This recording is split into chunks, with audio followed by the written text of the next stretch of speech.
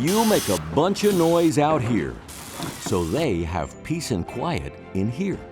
Because there's no better sound than the squeak-free guarantee from Advantech Subflooring and Advantech Subfloor Adhesive.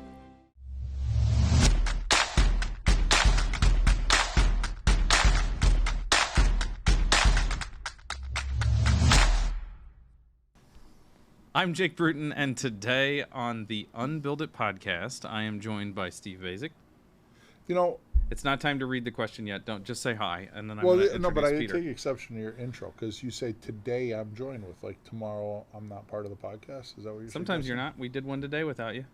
I thought when he said joined, it meant like at the hip, and that's just Peter scary. Yost talking. Now you've heard everybody's voice and you've heard everybody's name. Yeah, I'm Steve. We can jump right into trying to act as if we're professionals when it comes to this. I'm Staltworthy.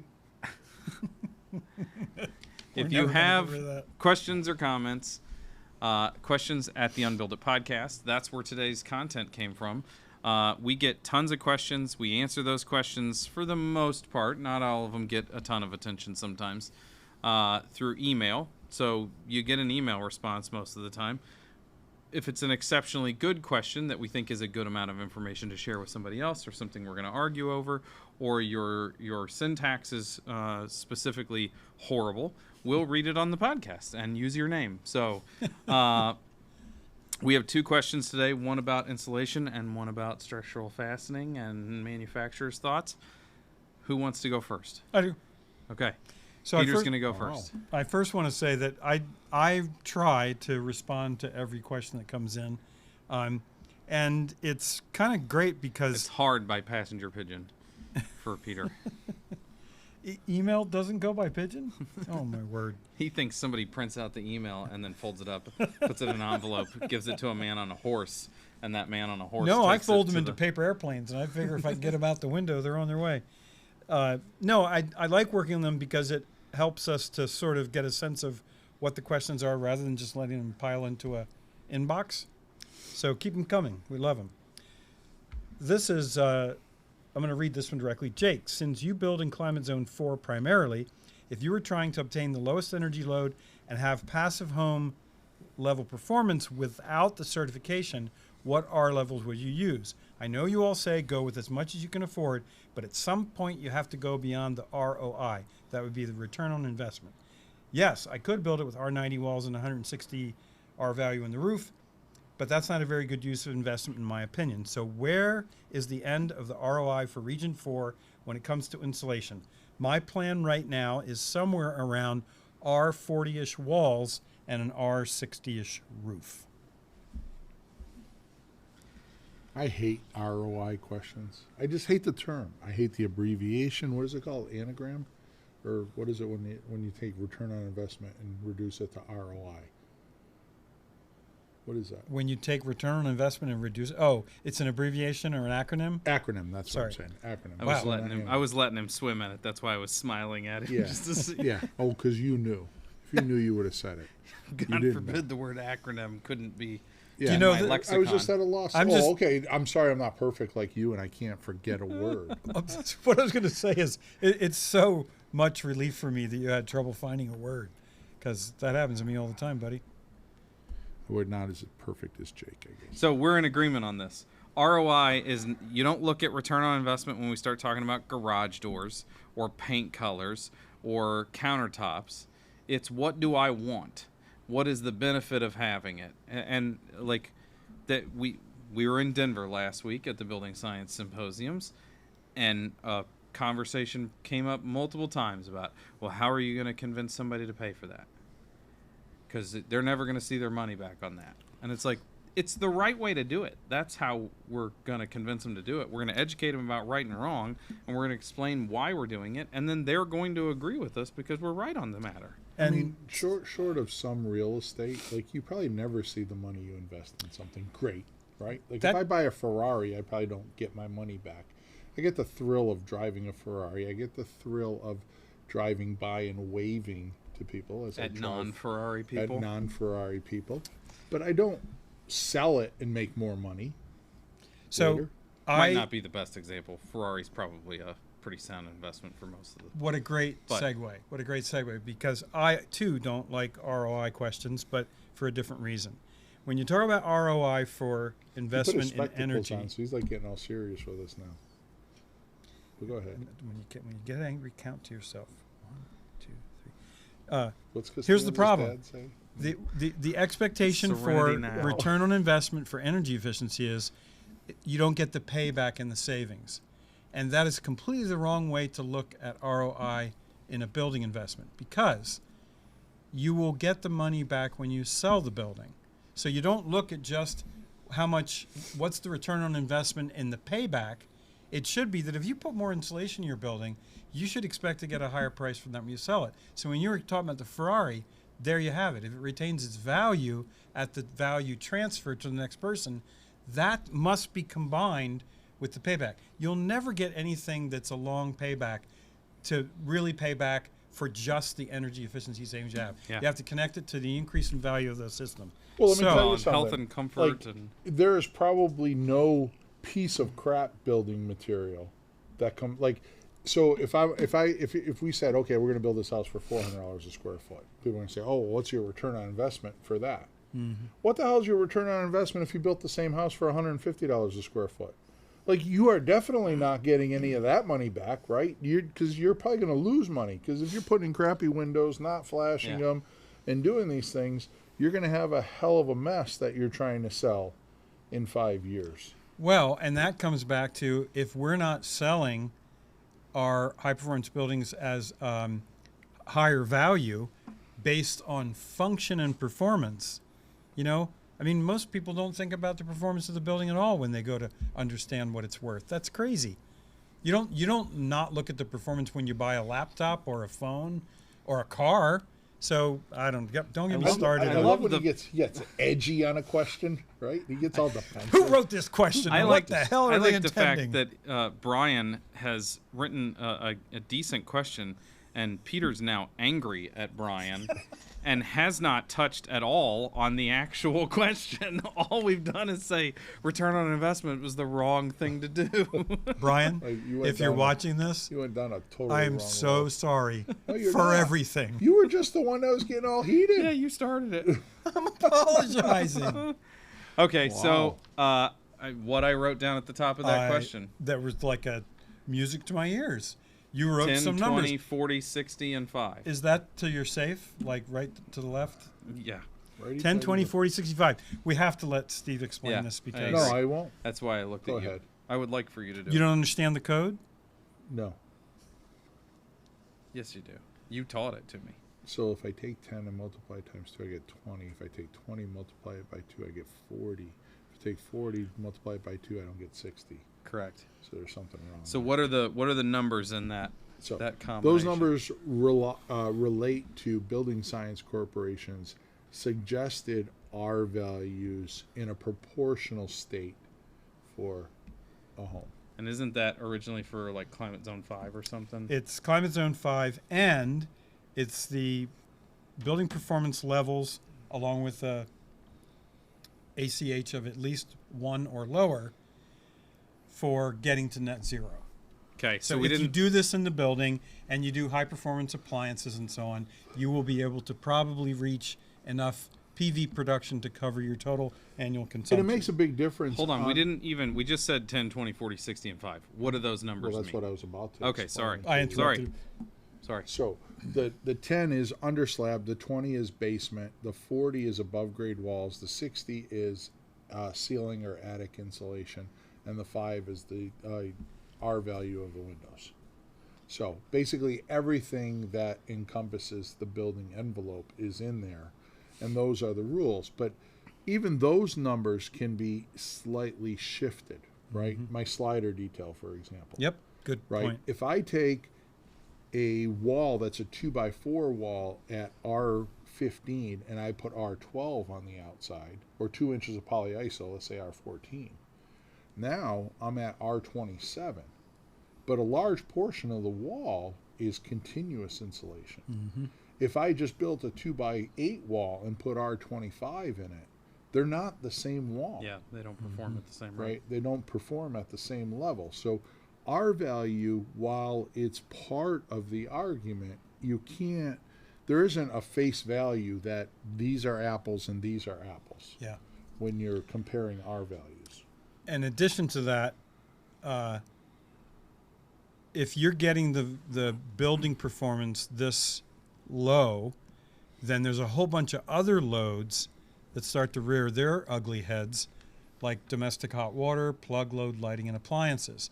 And in the article that Joe and Betsy wrote on this, they said, look, this is what you can do to the building before you should start paying attention to the other loads that used to be ones that you didn't look at because they were smaller, but now all of a sudden they've grown larger in proportion because you've done a good job on the And I think enclosure. it's safe to say that we've learned a lot about air leakage in the last 20 years that would make an argument that I would sacrifice a value's worth of R5 in a wall if it meant that my air tightness went from 2.0 to 0.6.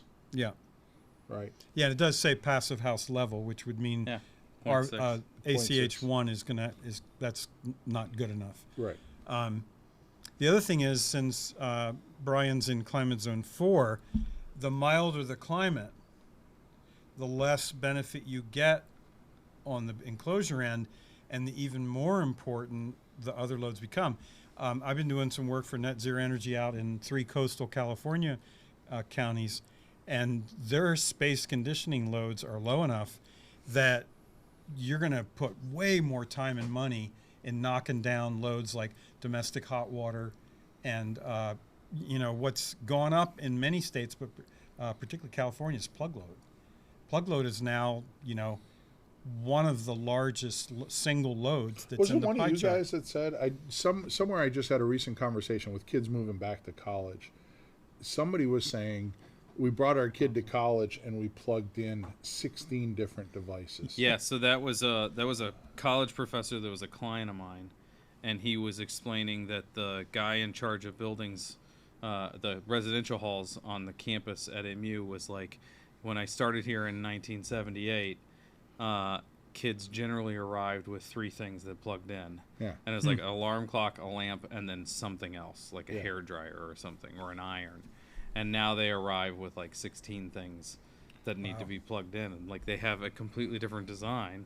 That plug load, like, yeah, I get it. The lights are LED now instead of incandescents. There's some trade-offs there. Yeah. But we've noticed a spike at my personal house.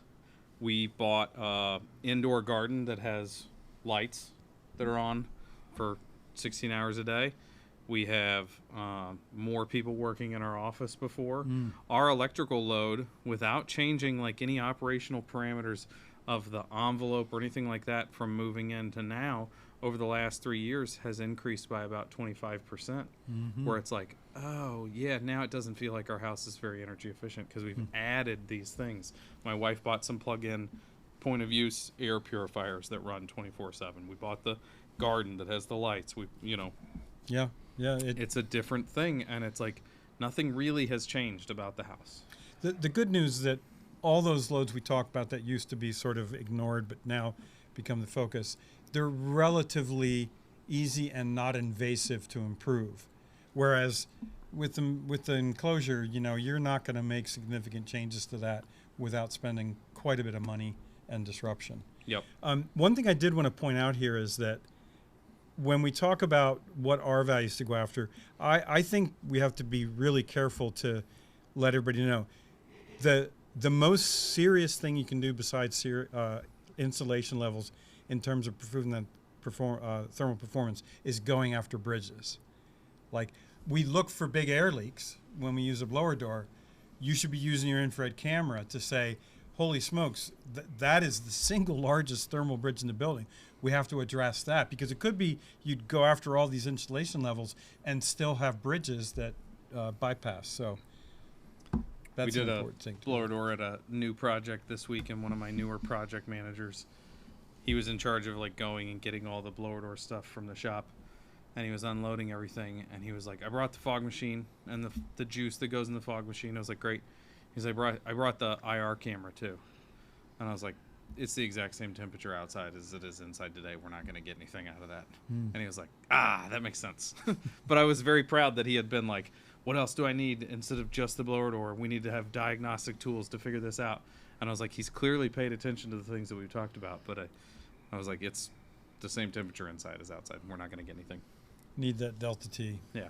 So, question number 2. Over to you, Stephen. This is my time. Yes. All right. I got to get stalwarty. I can understand why you gave me this question. Oh, really? Yeah. No. Okay. Let me read it to you. It says, "Hello, guys. I love your show and watch every episode on YouTube. I especially appreciate Steve being a part of the podcast. He is absolutely amazing to the point that I might even consider him a national treasure." You're reading the same one. No, that this I is gave this you. is one a here. different one. I might even consider him being a national treasure in the building industry here. You all have been helpful to me, but I especially want to point out Steve's insight has been absolutely incredible during my current build. So thank you, gentlemen. So This is not what that says. it's I wanna be exactly what it clear. says. I'm going to make a copy of Okay. it and send it out. So thank you for that. Here's the actual question. Our subfloor, 23-30 seconds Advantech. He's spot on. Out in the world, I call it 3/4. Yep. Was installed about a month ago. The framers used ring-shank nails and the Huber adhesive. Do you think there is any extra benefit to going around adding screws into the subfloor? If so, is there any difference between doing that now, 1 month after the install, versus 2 months from now after shingles, heavy triple pane windows, and drywall is installed? So it's basically a 2-part question. Mm-hmm. Is there an advantage to adding screws, and then the time in which Yep. I add screws? So I will start with, does adding screws, and this is exactly how I would answer it if he was sitting across the table from me. I would say it's probably undeniable that adding screws don't make a difference. They do, right? If I add a couple screws, like you'd have to add a lot of screws before I could make the argument that it's going to make it less strong. And there's reasons for that. But adding a few screws is certainly going to make it stronger. But I recall a conversation with a structural engineer years and years ago, and his point in the conversation was, how strong is strong enough, right? So we were talking about floor loading, etc., and he's like, yeah, we can design a living room floor to exceed the 40 pounds. Like, I can make it 200 pounds a square foot. But why? Mm-hmm. Right? Like, I could see going from 40 to maybe 50, or 40 to 60, maybe even 40 to 70 or 80 if you say, hey, we're going to have a 40 lot to of cocktail parties party. and we want to make it a really stiff floor. But going from 40 to 200 is somewhat crazy, right? For lack of a better term. So, you know, what I would tell him is, you know, if you don't feel confident about it, go to one of the corners, because I've been around long enough where we've had to actually tear up some subfloor that we put down 2 or 3 days ago because we're going to make a change, or we altered a stairwell on the go or whatever. Chances are, if you went and tried to pull that apart with the ring shank nails, you're going to tear up the Advantech long and the top cord of the engineered floor joist or whatever the board is down below. That bond, you're probably not going to hurt. You're either going to tear the material above or the material below. So do the screws add to it? Yes, they add to it. But how strong does it need to be? So, 2 things. Number 1, Huber in particular would rather see screws over ring shank nails, because the ability for the screw to pull the subfloor tight to the adhesive and the floor frame is more likely to happen if it's with screws or the skrill. And so probably what happens there is the composite action that you get from the adhesive by spreading the adhesive by a tighter bond would give you basically more square foot of, or square inches of contact area. Yeah. which would increase the composite action. Look at that. I wrote down the words composite action on the page that he has, and he I don't pulls see that. my engineering term out while also having the ability to make up half the question about how great he is as a national treasure. He just marked out composite action. I figured it must have really been in there because he didn't mention anything about his jokes. And if it had been Steve making it up, he would have definitely. Well, he does make comment at the end. I just didn't get to the end of way to lead him into that. End of the question. I should have known. But I think that they would also agree that the skrill, the textured grip, it's a ring shank, but it's a screw shank Yep. that's slotted that Tetra Grip makes, can do the same thing as the screws. So But- we can even out those high spots, those low spots. We can increase the composite action, as Steve eloquently said, between the materials to make it more as if it's one solid thing with screws or skrills more than we can even with ring shank nails. So not to say that ring shank nails aren't enough, but if we Yeah. had a preference. But I guess, will it make the floor stronger? Yes, but aren't there better things we could have this? Well, that's what I'm saying. Yeah. Like, there's no doubt. I can't argue that it doesn't, because if you did the math, yeah, it probably does make it stronger, but it doesn't need to be that strong. Right. And you're kind of wasting your money on the I would say screws. that our preferred method, the way that our framers do it now, is we glue and we tack with a nail gun, and then there's a third crew member that's walking with the stand-up screw gun that just screws everything in to begin with. Well, you're fancy. We are, and apparently expensive and overpriced and wasting people's money. I on didn't want to screws say and- that. I didn't wanna Okay, say so that. the second part of the question. The second part of the question is there any benefit of going around adding these now versus 2 months from now, after shingles are on and windows are Yep. in and drywall, etc.? So I would make the assumption that 3 hours after the install of the adhesive or 2 months later is the same. Yeah, you probably don't get that. You either composite get it action. while the adhesive is Yeah. curing right away, Which could which be I up to actually 24 don't know hours. if the but working is the working time 24 hours on their subfloor adhesive. That what's called the dwell time, I generally hear with the with adhesives, it's somewhere in the 24-hour. Even I the love it when Peter polyurethane stuff. questions himself. Even the He looks up polyurethane to the stuff that sky. That's a good question. I I mean, think that'd be there's a good question difference for- between like PL 400 that comes Yeah. out in But a goopiness versus. I agree with you. It's a matter of days. It's not a matter of weeks or months. Yeah. Yeah. So yeah, it's not going to hurt anything. If you're Yeah. doing it yourself and the builder's not charging you for it, it certainly can't hurt. Right. Now, I want to point out that this guy, I'm not going to say his name because I'm just not going to, but he has written in numerous of times. So this guy is a very avid listener. So let me finish. So then, therefore, You guys rock, especially Steve, with his jokes or entertaining notes at the end of every show. I truly listen to the very end just to hear from Steve. So there you have it. How long have you and Oleg been corresponding on the side? Nothing. yeah, I think if I were going to make up a fake email address It wouldn't be. so that I could send questions, I had to tell Holly to change her name on the email. I think that's how we know that he's full of it too. Is because we all know that he could not convince his wife to send nice emails on his All right. behalf. Oleg, my friend, I'm going to leave you with this. You know, I wasn't there, but I have someone that has the documentation of when Newton understood gravity. The moment he understood gravity. Oleg being a very scientific guy, I believe he's going to appreciate what Newton said. The moment he understood gravity. The shit's about to go down. Okay. Again, I don't know where that is in your caliber range, but I'd probably put it in the BB gun.